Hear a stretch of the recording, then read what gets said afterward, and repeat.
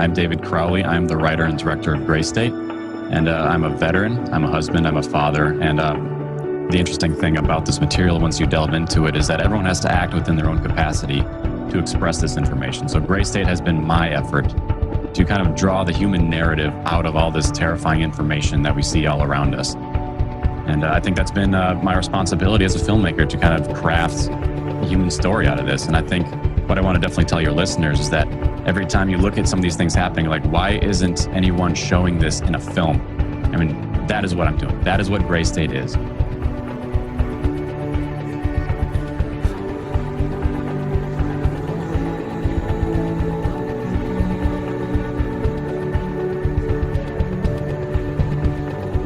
Welcome to another podcast of The Gray Stage, the book, The Gray Stage, written by Greg Fernandez Jr. We're on episode number 35 today. I'm joined with Sophia and Greg. Now, we're on episode 35. This is chapter 16 of the book, The Gray Stage, Greg, that you authored. For those following along in the book, it's page 158 is where we'll be starting today. Chapter 16 is a very long chapter. 50 pages. So we've broken this up into a bunch of bite-sized chunks able to digest for the listener because there's a lot to cover here. We're at the bottom of page 158 here talking about the Crowley case. I'll go through, narrate 3 or 4 paragraphs, and then we'll get some insight here from the others. All right, let's start off here. Once again, chapter 16, bottom of page 158, starting with the second to the last paragraph at the bottom. Detective Sean McKnight and Detective Brian Bone met with Kate Crowley, most likely on January 19th, 2015. According to Detective McKnight, Kate informed Detective Bone and I that she had not seen David, Comel, or her granddaughter since the birthday party in August. She had not spoken with them either and had concerns because they changed their phone number, end quote. So, now, we know that to be true, they were in the process of changing phone numbers because they had a different service, a different provider. But when it starts off with the 2 detectives were meeting with Kate Crowley on January 19th, keep in mind, that was the very same day that I created the Justice for David Crowley and Family Facebook group. This was the Monday following when the bodies were discovered on Saturday the 17th. Sunday, they did some investigation. They did some cleanup in the house on the 18th. Monday was actually a holiday on the 19th. And so that's when things got goofy for me. And that's when I thought I'd go ahead and start that page along with Thomas Lapp, who started the other Facebook group. So this was the same time that the live investigations and everything were going on in real time. We were also monitoring the case from a social media standpoint. The daughter's birthday, Rania, was August at their house in Apple Valley. So this is what they're referring to as the birthday party that they had was the last time everyone had really gotten together as a family. And it's a good point to mention here because things start escalating. The following paragraph starts, Rania's birthday party was also the last time Danny Mason saw David, Comel, and Rania together. Detective Tommy Booth's report stated Danny Mason said the birthday party was at the end of August, but we know this was early August.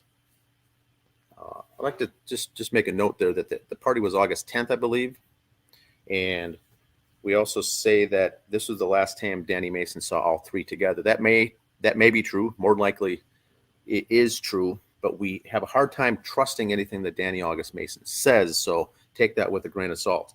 He also says the party was at the end of August, which we know now to be at the beginning of August.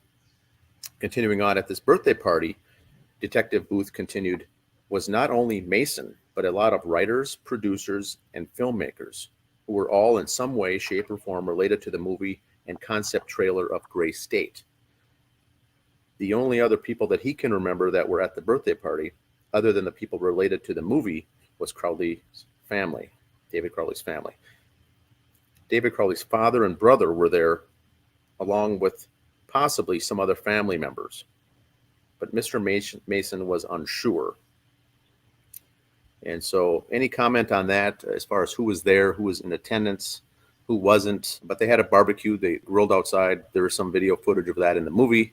The Eric Nelson documentary captured some footage of that birthday party. She had turned 5 years old. So all of that is really based on what Danny August Mason tells cops. So he tells them that this birthday party was towards the end of the month, which we know is not accurate. He says that this was the last time that he saw all three of them. Like you said, it's hard to trust what he says because this is also the same person who at the same time is saying he is a co-creator of Gray State, and he and David are working out whatever legal issues there may be.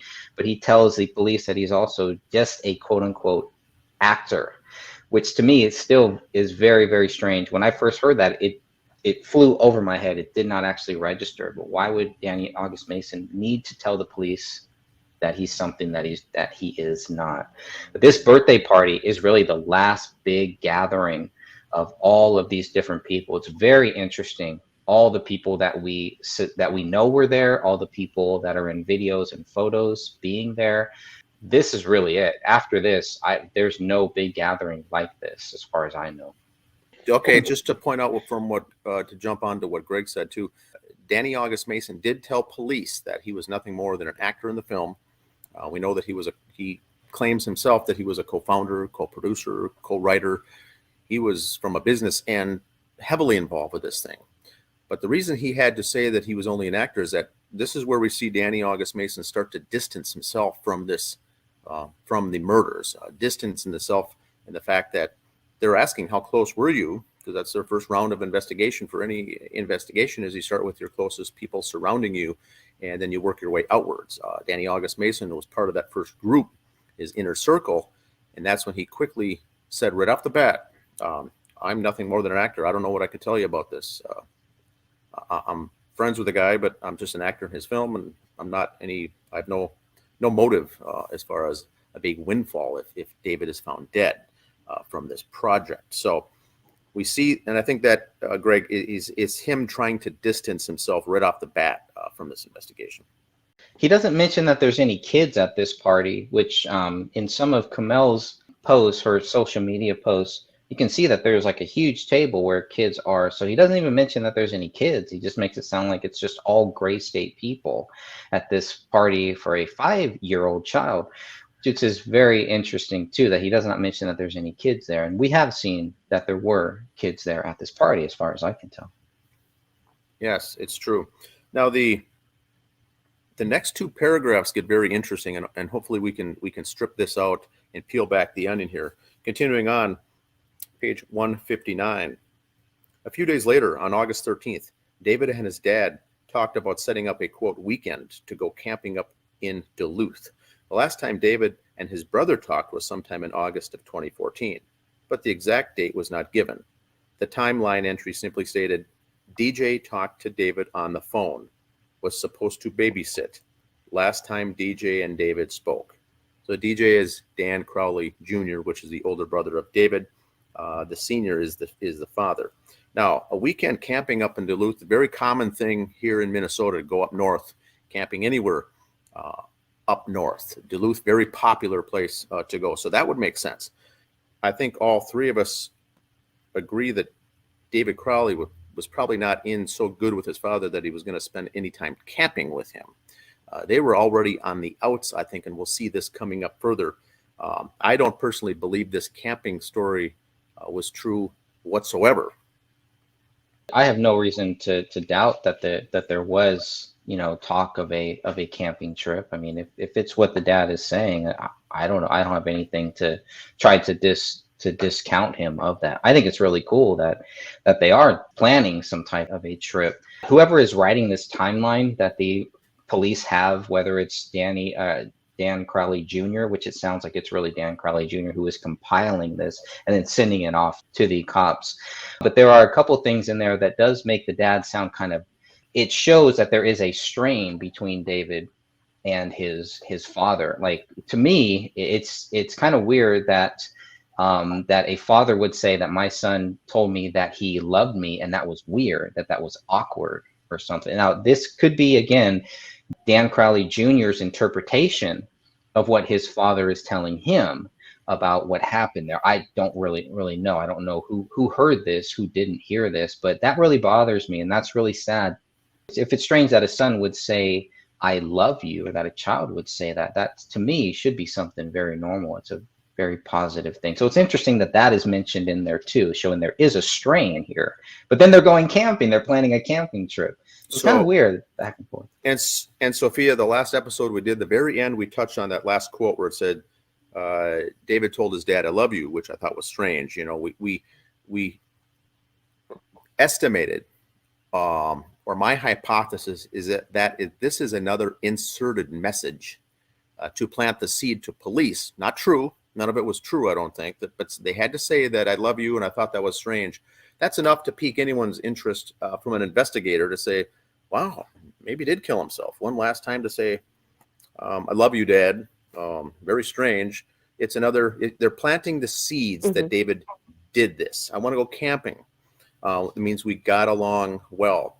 Was going to go, babysitting, and everything was all happy. These are things that are inserted, I think, into the narrative by whoever wrote the timeline, and are not true. Now, once again, that's my opinion.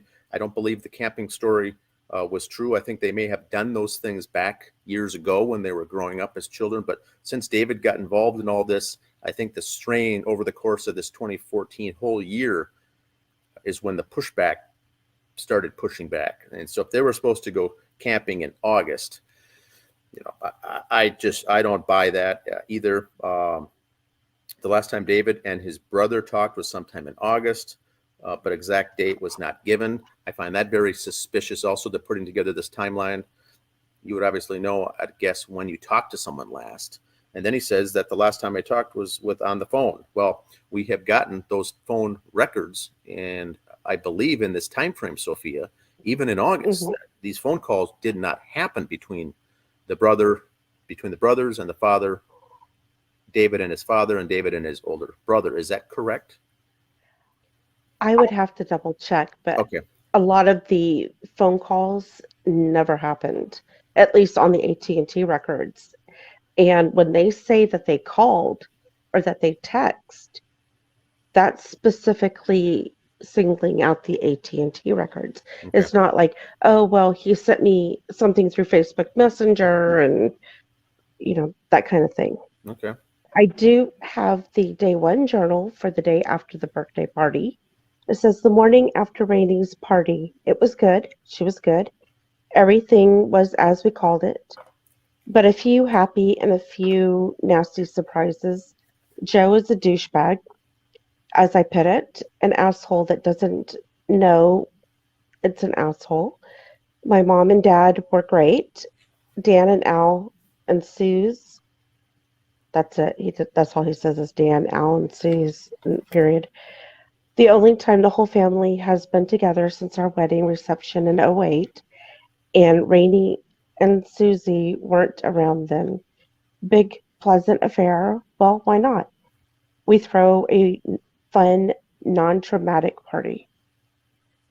And Who was the douchebag? Joe, was it? Yeah, Joseph Seaton. So Joseph Seaton was what we found out later. I had made contact with his girlfriend at the date that he brought to that party. Was it not? Was that her that came forward and reached out to me? Okay. I did talk to her, and she ended up finding out how weird and strange this whole thing was, and said that Joe Seaton had always been an oddball herself, and was glad she got out of that relationship. But I don't know what was going on at that party. But if he's a douchebag, it doesn't surprise me. But a lot of stories with that. But his girlfriend, or whoever his girlfriend was at the time, did come forward and want to reach out and clarify some things, because she was in attendance and went to that birthday party. And so she was able to shed a little light on that point. Do you have any more details? I know you may not have them right in front of you, Dan, but any more thing to add to what she may have said about that party? Or no, there wasn't really much. They were grilling out. There's a handful of people there. They ate. Some people were inside. Most people were outside. They were grilling out. And that was really it. I didn't get much, except when she just said how weird it was looking back. because I think someone either saw it or something on the movie, on the video footage, saying, "Hey, that's you." We slowed it down, or someone slowed it down and made a still image, and she says, "Yes, that was me on that. I was at that birthday party. I didn't know. I had nothing to do with this triple homicide case indirectly, but." So she reached out and contacted and said that they didn't date too long. And then I think Joseph Seaton moved. He's another guy that we had put together potentially, that true or not, but he was more than likely another guy that was gay or homosexual. He's always making comments to other men all the time. Physical, comments, how they look. He's always seen with men joking, never really with girls or girlfriends. So that's why that was interesting to me, that he was there with her. But he was acting like a douche. So this could have been David Crowley putting the pieces together and seeing how fake someone was, trying to put one personality out there in public, but really you're something else. So I don't know what he meant by that Joseph Seaton was a douche, but we couldn't really get a hold of him ourselves. He's another guy that moved and has left the state. I think he was in Texas, wasn't he? Texas he's in Austin. He's been hanging out with Danny August Mason. Okay. Oh, that makes sense. We did some talks or some interviews as far as the people and the cast of characters in this case who have all either left the state or ended up in Texas or who are no longer in Minnesota.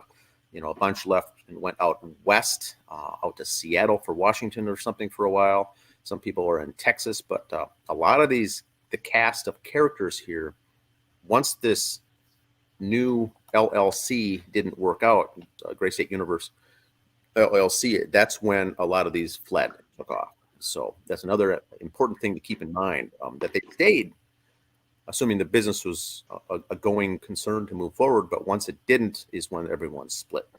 Do we know exactly when David and his dad were supposed to go on the camping trip?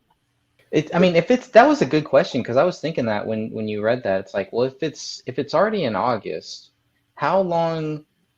I mean, what are good months? I would think, well, they have another month or so, right? Good question. In Minnesota, it's very popular to do things up north to see the fall colors. It's one of the best spots in the nation to see fall trees, especially up in that Duluth Arrowhead region, way up north. It's like no other place in the nation almost, as far as how spectacular that is. So that could have easily been a September or October camping trip. October is the last month you do anything outside here in the state of Minnesota, essentially, as far as nature, camping, things like that. So it could have been September or October, would have been a very fair game for that. Duluth, especially that time of year, is huge to go up to see the fall colors. Now, once again, the fall colors is mainly a chick thing to do. Female people like to see the fall colors. It's not something you want to say with a group of guy buddies, masculine friends. We're going to go up north and go see fall colors. You would never say something like that. You'd go up with your wife or a girlfriend, but you would never, that's why, once again, the going up to Duluth. This is Dan Sr. talking about this. It follows a line of how we see Dan Sr. act. Very anti-masculine, very anti-manly, if you will. Not that it's wrong. It's just that's maybe they did want to go camping, but I would guess if it's September or October and Dan Sr. wanted to go, it was for other reasons, effeminate reasons is why he wanted to go. It also makes me wonder about how was this something that they did as kids? It was like a family thing. That very well could have been. The family, where they grew up and what they did, and the outdoorsy kind of stuff that the Crowley family did, would leave me to reason that they probably did those things a lot growing up, outdoorsy things. They lived on, Dan's house where they grew up in Owatonna, Minnesota, along a river creek flowing through. They're on some acres of land, so they did a lot of outside activities and nature kind of things. So I think that would be camping up north in Duluth would certainly be something that many people do here in the state of Minnesota. He goes on to say that DJ talked to David and was supposed to babysit. The last time DJ and David spoke. Now, I'm willing to guess, just from my personal opinion, that Dan Jr., the older brother of David, 3 years older, may have, or more than likely did, babysit or watch Rania as a little girl, age 1, 2, maybe 3, and 4. I think later on is when David started pushing back. When she got to be around 5 years old, I think there was, I don't want you watching my daughter, is the sense that I got. And so it says the last time he spoke to him was him inquiring about babysitting. And so that also is a seed to be planted to police to say, look, I'm a good, caring, loving brother. I don't know what happened, but I offered at a last resort to at least babysit. What can I do? That's a good, that's painting Dan Jr. in a favorable light, if you will. And all these that are painting Dan Jr. in a favorable light is at the same time painting David Crowley in a negative light. All these things that are making other people look good. Once you get into the psychology of this crime scene, everything they're telling police and investigators and the press is making some character in the story look good, while at the same time making David look bad. So I think that's why they're planting these seeds, because subliminally you're not picking this up. You're an investigator, you're a detective, you're just writing down what happens. But you see that these are all very crafty phrases given to police. They always have a purpose in when these people talk. They're never just giving facts. They're planting, I was supposed to babysit. We're getting into the next paragraph, which really gets me is that David's father wants to take Rania to the zoo. This is one of the, I think it's a blatant lie is what we're coming up upon this next, but it's all these things from the Crowley family that we suspect are the bad guys in the Crowley family. Always when it comes to police, these are the members of the Crowley family that are super nice, is what we hear. And I find that strange. I find that odd. I find that peculiar from a psychology standpoint. They're always throwing David under the bus in a roundabout way, of course. Not directly, but in the timeline, there's no clear date as to when DJ talked to David on the phone, was supposed to babysit, and it says last time DJ and David spoke, which cannot be true because David will later give his brother his phone, so they must have spoken. Maybe they didn't speak in person or something, but somehow later on, a couple months later in October of 2014, David and his brother had to have spoken because David gives his brother his new phone number. So it's just odd how some of these things in that timeline, that's why I love when people write timelines, because it makes it very easy to say, okay, well, why doesn't your timeline make sense here? This is one of those things to me that did not make sense. They don't have a clear date of when David and his brother last spoke, but we know that that is not the last time David and his brother spoke. So that was just another strange thing that stood out to me. That's why I made sure to put that in this book. It's a very important point, because I'll ask you two, if a family member of yours was involved in a triple homicide and were slaughtered and killed, you would go back on your calendar, your date, your emails, whatever. You want to go back and say, wow, I just spoke to that last person last time on Thursday. I just emailed them on Tuesday. You're going to know the date when you last spoke to that person. How can Dan Crowley Jr. not know the date that he last spoke with his brother? Now, to me, once again, my opinion, he knows when he last saw him. He knows when he last spoke with him. You would know. Slam dunk, you would know. Now, if Dan Jr. was involved in the murder and was around and involved with the killings or the torture, he now can't say this was the last time. So from a guilty conscience, you'll just say, I guess I don't know when the last time I spoke. But that's my way I look into this, because a person whose brother was murdered in a triple homicide, along with your sister-in-law and your niece, you're going to know the date, the last date you spoke with them. You're going to look it up and you're going to find it. So I don't buy that as well, that I don't know the last day I spoke. And you're putting together a timeline. If I got assigned to do a timeline from a detective, I'm going to put all this stuff in, but I'm also going to put the dates in. Go ahead, look on my calendar, look on my phone to see, hey, when was the last time I spoke to this person? And put down a date, not a range, not a ballpark, a date. Dan Crowley Jr. says he doesn't know the date. So right now, if I was an investigator or a detective or an FBI profiler person, I would have to say I call BS on that, because you're going to know the date. So how can he not know the date? So here is where these people are winding their stories, and they're getting confused on, if you know that if you're saying the truth, you're not hiding something, you're just going to say it. If you're wondering, if you're lying, you're going to be wondering what to say to make sure your story stays consistent and uniform. These people, when they're talking to police, are talking from almost a script. They want to make sure they say the right things. And that's how I think we can back into what really happened, or what most likely happened here, because you get the same cast of characters lying and getting the story wrong because they're trying to cover what they want to say versus just answering the facts. Mm-hmm. Right? Is that a correct statement? They're thinking too much. We also have, if you are a true victim here, but so that's how I can tell personally. Now, I'm not speaking for you guys both, but just for me, is you can tell Dan Jr. Crowley is involved in some way, shape, or form because he doesn't know simple answers to simple questions. Also, for September 21st, David is just really involved in writing in his journal. That's what he's talking about. He's been writing for the last 4 days, taking a 31-hour blow writing curriculum. He's talking about flying in with his lawyer to face meet in regards to this in LA and having a stake. There's no mention of the zoo. Not that, oh, he talked with his dad and he interrupted me.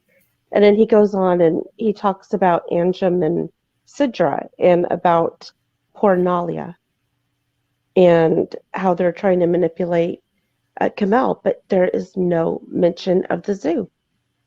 None. Yeah, that's coming up on the next page, Sophia, as well, because Greg puts the timeline very good in how things happen, and that is coming up here in the next few paragraphs. Okay. Yeah, it's very interesting, and I think this is, obviously the best chapter of the book, Greg, that you put together, because every single thing here is very, very important, and the details that you put in here are very good. Other than the fact that it shows that the detectives weren't doing their job, as far as you would know, the thing wouldn't make sense. So here we go. At some point around this time, David Crowley asked Mitch Heil and Danny Mason to sign release forms so David could move ahead with Gray State on his own. The original release form David Crowley wanted Danny Mason to sign had an August 1st, 2014 date as the effective date. One of the most important points in this certification of employment and release agreement stated, quote, Mason hereby agrees Crowley is the author and sole and exclusive owner of the material and all right, title, and interest therein and in the projects, including but not limited to any and all copyrights, trademarks, ancillary, and subsidiary rights, or generally, quote, the rights. You're signing off the rights, the whole umbrella of the things that fall underneath the rights are you now giving over. And so that was dated August 1st. And he sent it to two people, Mitch Heil, who's a business partner, and Danny Mason, who's a business partner. So he sent it to his only two business partners that there is. Now, this is where I feel that the detectives should go back and re-interview Danny Mason, because you said you're not a business partner. You have nothing vested in the project except that you're merely an actor. So they failed right there, but let's get in further as far as this trademark. The last time Danny Mason saw David alive was in September, but he was unsure of the exact date. Let that sink in. He would know, once again, the date that you last saw someone who was a victim of a triple homicide. If you had nothing to do with it, you would know. You'd be impacted. But he says, once again, just like Dan Jr., it was unsure. Those are telltale signs in an investigation. So according to Detective Tommy Booth, Danny Mason stated that he, quote, had come over to the Crowley's residence to talk to David concerning the movie and where the movie was heading. Now, this was September. I personally, my opinion is that this also never happened. Now, Danny's trying to plant the seeds that they were working on this movie, working on a release, talking about things in the driveway and whatnot. I think that once he got that letter in the mail, that would have been a very hard legal thing to get August 1st, to say that I want to cut ties with you. And so this may have happened, meeting in the driveway. But he doesn't know the date. So I'm guessing he's making it sound like he's putting together a good effort to do this. We all know that Danny August Mason ignored repeated attempts to get an answer on this. And not until November, I think, is when he makes his first response. So he ignores this whole thing for August, September, and October, I believe. I believe it's 3 months. He didn't hear anything back. All he heard was crickets of David Crowley. I think there's some correspondence in September, and then there's the last one is in December. It's very emails. Yes. emails. It's very interesting that you have Danny August Mason. He sends pretty much the same template, right, to Danny August Mason and to Mitch Heil, because Dan, you had the template for Mitch Heil for what David Crowley sent to Mitch Heil. We don't know the exact date, right? We don't know the exact date when these were sent. No, we just know that the lawyer gave him this form, and he personalized one for Mitch that had his name and his company name on it, and then one for Danny August Mason that had his name and his company. But I think the rest, the verbiage and the words used in that contract or in that legal document was all the same. I would love to know what date that David Crowley sent those out. How much time did he give them? 30 days, 60 days, 90 days? I don't know if there was a deadline on those. We read the notes. We have the messages, right? But I don't think there was a date on there, unless we had just a screenshot. But I don't think there was a due date. Now, Mitch. Yeah, August 1st. August 1st, I think. Both of those contracts, and we could pull those up, but I think it was August 1st. So he must have sent those out. But did David, you asked if David gave them a due date, I think is what you said. I don't think. I was trying to figure out what date did David send these out to them. So I'm curious about that. Was it May, June, July, August? No, I think he sent it in August. The emails. Yeah, with the date of the document was August 1st. Yeah. I think I see what you're saying. Now, if that was August 1st and Danny August Mason was at the party on the 10th, that would have been very awkward. So he may have sent Danny's out after the party, but still had August 1st date on there. That's another very Minnesota thing to do. You don't want to, you want to avoid confrontation. You want to have the party and then send the email and hit send once that person leaves the party. So there's no confrontation at a nice, fun kid's birthday party. I could totally see David Crowley sending it after the party to avoid confrontation. Was Mitch Heil at the party that we know of? I don't think Mitch Heil was at the party. He wasn't doing much with Mitch Heil in the August timeframe, and I think they had pushed each other away on good terms before that. But I can't confirm. We could look it up. Sure. Well, that's interesting. In September 21st, there's a paragraph that David wrote. It says, Danny is still stonewalling me on the release document. I do not care. If he wants to burn up his energy, fine. I am getting a legal ship in order, an expensive ordeal. This is his exact words.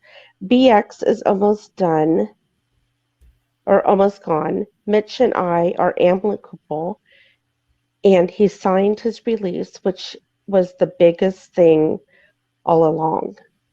So that seems like the sign of a true friend. I mean, and they were childhood friends. They served together. I mean, that's what you would do if you really were a friend, whether you agreed with David Crowley's views or not. And we know Mitch Heil, who spoke illy after David died. He was very honest about his views about all of the gray state and all of that stuff. But he still signed away his rights. Why didn't Danny August Mason do that? It's just very interesting. And that's the difference. Mitch Heil, whether we like him or not, kept things amicable, David said, and signed it and moved forward. we may agree to disagree, but let's at least move forward. That's what David was looking for these friends that are now bleeding over into business partners, and now things are being legal and things are advancing. How do you address that? And so Danny stonewalled for a month or two, and then wrote back a response as a counter offer to say, hey, what's in it for me? And so that's fair enough, I guess, but they never had a sit down, hey, let's have a cup of coffee and just hash this out. It was all emails going back and forth. Another very Minnesota nice way to do things, to avoid confrontation. You're not in each other's face. This isn't something you'd see on the East or West Coast. You send an email and you can be a keyboard warrior, not a keyboard. And so that's how they did it. And so if this was all going on, and then Danny August Mason says that I was at his house talking about the specifics of the film, talking in the driveway with David, it leads me to believe that statement is suspect. I would have a hard time believing that took place, but I have no proof to either prove or deny it. What comes up later is, I think, the proof in the pudding. The Gray Stage Podcast. New episodes on the 1st of every month. In this podcast series, we will examine the questions about David Crowley and the accusations against him. If you're looking for documents, videos, photos, audio recordings related to this case, please go to thegraystage.com. The truth can be buried, but that also means that we can dig it up. This book examines what we know about David Crowley and the accusations against him. But this is just the beginning. This book is intended for researchers and for people who genuinely care about this case and have questions and want to find the answers. This is for people who have a shovel and are ready to dig up the buried truth. Each month, Dan Hennen, myself, and many other fabulous researchers will go through my book and read it chapter by chapter and discuss various aspects of this case.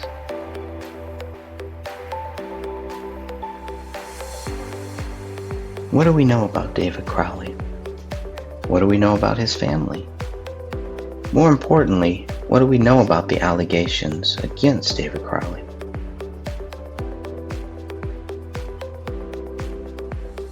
Thank you all for taking the time to listen, to watch, and to help keep this case alive.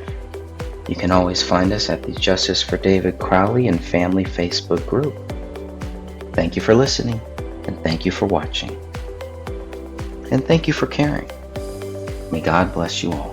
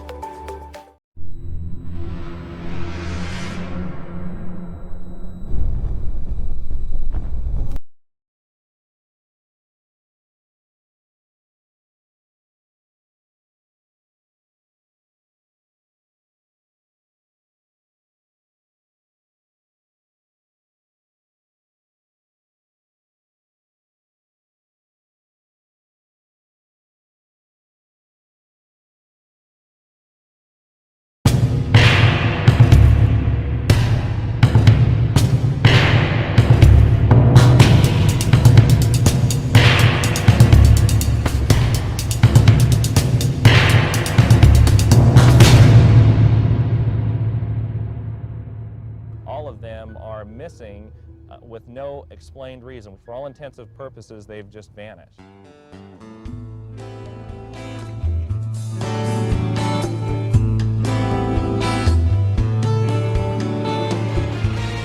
Hi, I'm Kyle Kraska. It's the FBI case that has all the elements of a Hollywood thriller. A missing millionaires, a huge reward, and clues the cops just can't figure out. We feel almost certain that the women were the victims of a violent crime.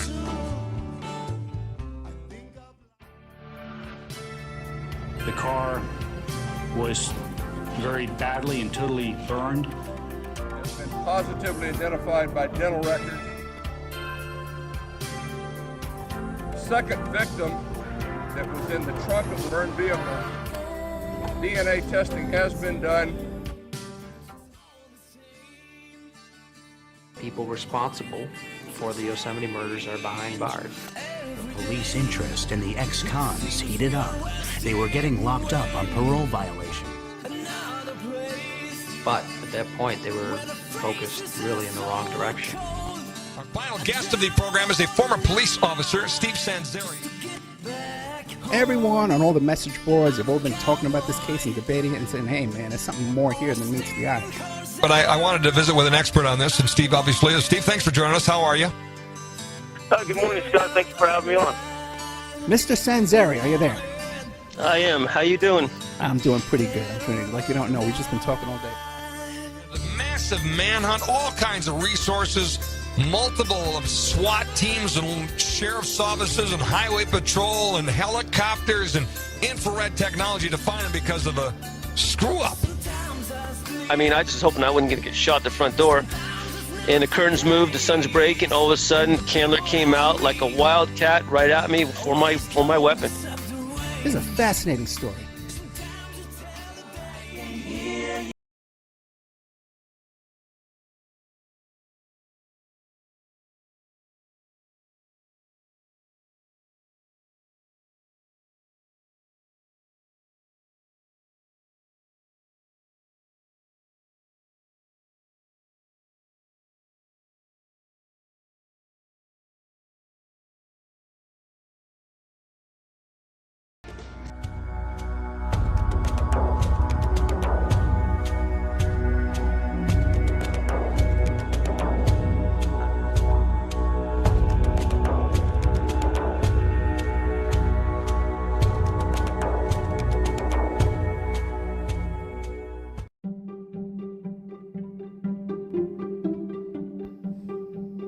Hello, everyone. This is Sophia from the Gray Stage podcast, and I'd like to invite all of our listeners to join the Justice for David Crowley and Family group located on Facebook, where we have almost 4,000 members. In this group, we welcome discussions regarding the case and have all of the documents located in the files section for everyone to review. If you like, you're welcome to visit Greg Fernandez Jr.'s website called The Gray Stage. It's located at thegraystagewordpress.com. You can find his book and all the official documents for this case at his website. Lastly, I'd like to introduce you to Catherine Michelle, who's a part of this podcast. Catherine Michelle has a YouTube channel under her name, where she mainly discusses the Crowley case. So please feel free to stop by and give her channel a like and a listen. Until our next podcast, keep seeking the truth and justice for David Crowley and his family.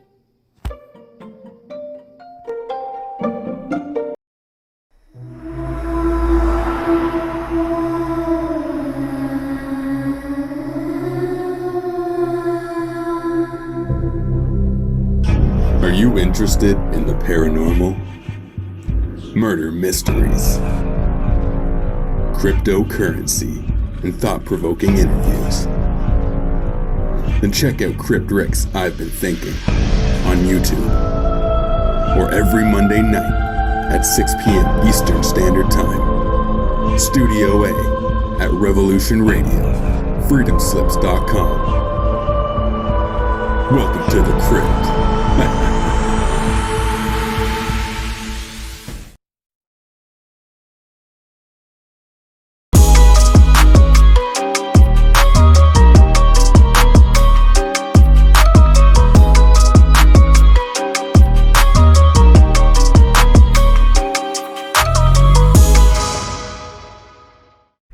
Murder at 1051 Ramsdale Drive. What happened to David Crowley, his wife, and his daughter? If this was truly a double murder-suicide, why did investigators fail to prove David Crowley guilty? Where is the evidence David Crowley killed his wife and daughter? Where is the evidence David Crowley killed himself? Within 24 hours of finding the bodies of David Kamel and Rania Crowley, the Apple Valley Police Department were treating the incident as a double murder-suicide. Authorities cannot prove David wrote Allahu Akbar in his wife's blood on the living room wall. Authorities cannot prove David wrote I have loved you all with all of my heart on a laptop in the kitchen. Authorities cannot prove David wrote Open the Rise most recent version Submit to Allah Now on a notepad in his office bedroom. Authorities cannot prove the dog trapped inside the house ate David's right hand, both of Kamel's hands, and their daughter's right arm, since dog feces tests were never done. Authorities did not know about a bullet that rolled out of a living room carpet until they were notified by the cleaning company 2 days after the bodies were found. That bullet would later be tied to Rania Crowley. Authorities did not see the bullet hole in the living room ceiling or the bullet in the attic above until they questioned David's friend a month after the bodies were found. Authorities did not find a motive to support their accusations against David Crowley. Authorities did not find David's blood on any of the bullets at the crime scene. Authorities do not know when David Kamel and Rania Crowley died. What we know for sure is that David Crowley has not been proven guilty.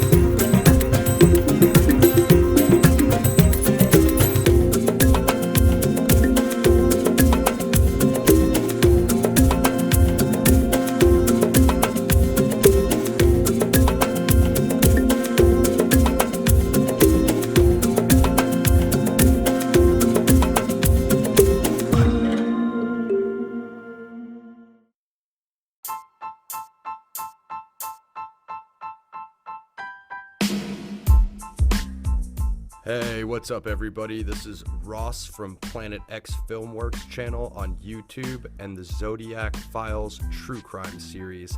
Check it out, and shout out to Greg and the Gray Stage channel. Their content is amazing.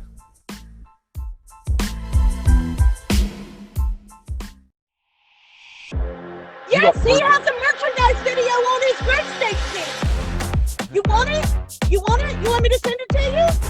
Oh, whatever. He's selling mugs. You can do whatever you want. You can do whatever you want. He's selling mugs. He's selling tumblers. He's selling leggings. On a 5-year-old, a deceased 5-year-old, and you think that's okay?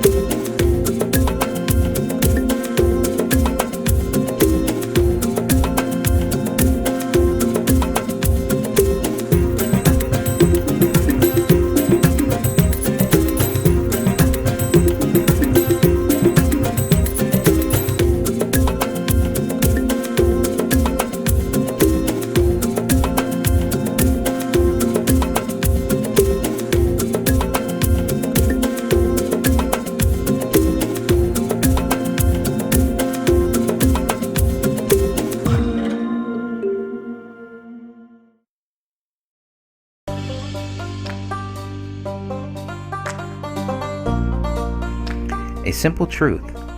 It really is this simple. Either you believe David Crowley is innocent or you believe he is guilty. If you believe David Crowley is guilty, you are wrong. If you believe David Crowley is innocent, you are right. It really is that simple.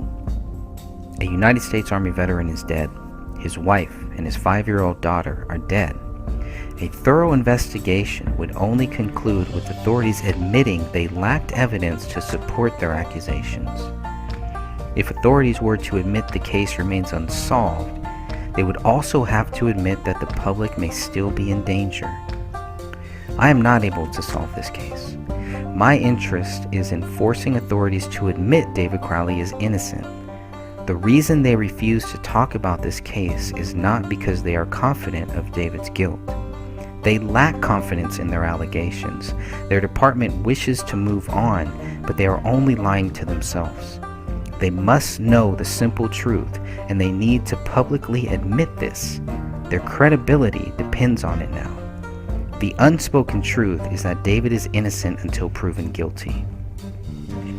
Why are authorities running from this simple truth? How long do they think they can run for? You cannot run from God. You cannot run from your nightmares. And you cannot run from the facts. Why would anyone want to? What could possibly motivate someone to try? If you cannot prove David Crowley guilty, then he remains innocent. It's as simple as that.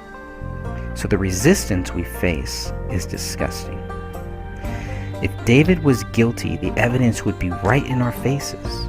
If David was guilty, resistance to our questions would not exist.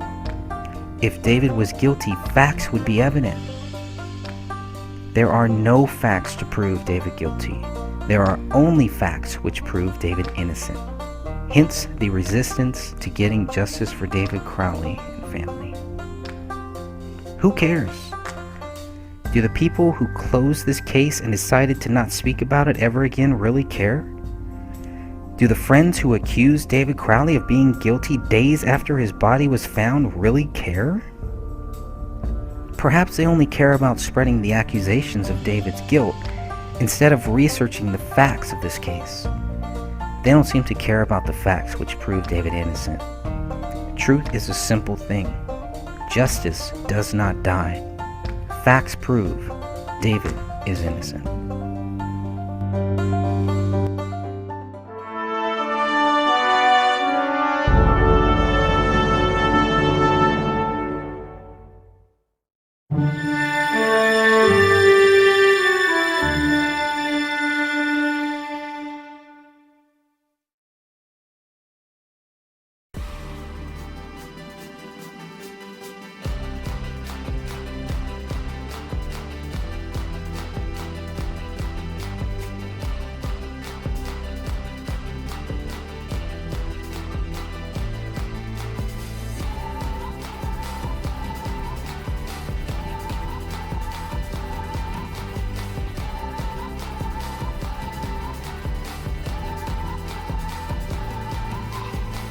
Here we go.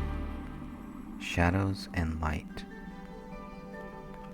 I have lived in darkness. I have lived in the shadows. Now I live in the light of Jesus Christ. He is the light. We can be shadows of that light, or shadows running from the light. We have free will. Do we run to Jesus, run to the light? Or do we run from Jesus and run into the shadows? Do we shine or do we hide? Many people do not have a relationship with Jesus Christ. But it is never too late. We are forever reminded of the thief on the cross. The story is simple. The options are two. The choice is yours to make. At any time in your life, you can believe in Jesus Christ and build a relationship with Him. The thief, at the very end of his life, as he was crucified next to Jesus Christ, believed and was saved. The same thief, while others mocked Jesus, asked for forgiveness and recognized Christ was the Son of God. The thief recognized his own punishment as just, and also knew Jesus did not deserve what was about to happen to him. A second thief, who was crucified next to Jesus, said, "If you are the Christ, save yourself and us." The first thief, the one who believed in Jesus, replied, "Do you not even fear God, seeing you are under the same condemnation? And we indeed justly, for we receive the due reward of our deeds, but this man has done nothing wrong." Then the thief who believed in Christ turned to Jesus and asked, "Lord, remember me when you come into your kingdom." Jesus answered, "Assuredly I say to you, today you will be with me in paradise." Luke chapter 23, verses 39 to 43. Wouldn't you like to know more about the thief who believed in Jesus and why he said what he said? Disbelievers will always find an excuse to not believe in the Bible. The various translations of the word are a common excuse used by many people who just do not want to believe in the Bible. But let's think about this. Various translations can be used by the devil to confuse people and turn them away from Jesus Christ. That is the devil's goal. The devil tempts us with such doubts on purpose and as planned. Yet the light still shines through the doubt as planned. The translations and our views on the translations are all part of the plan. This is the test which brings us the same choice as the two thieves crucified next to Jesus. One chose to believe, the other did not. In the end, the choice is yours. You can believe in Jesus Christ and accept the free gift of salvation, or you can choose not to. You can live in the light. You can live in the darkness or remain in the shadows. The choice is always yours. So are the consequences and blessings of your decision. With Jesus Christ, you are truly alive. Without Jesus Christ, you are truly dead.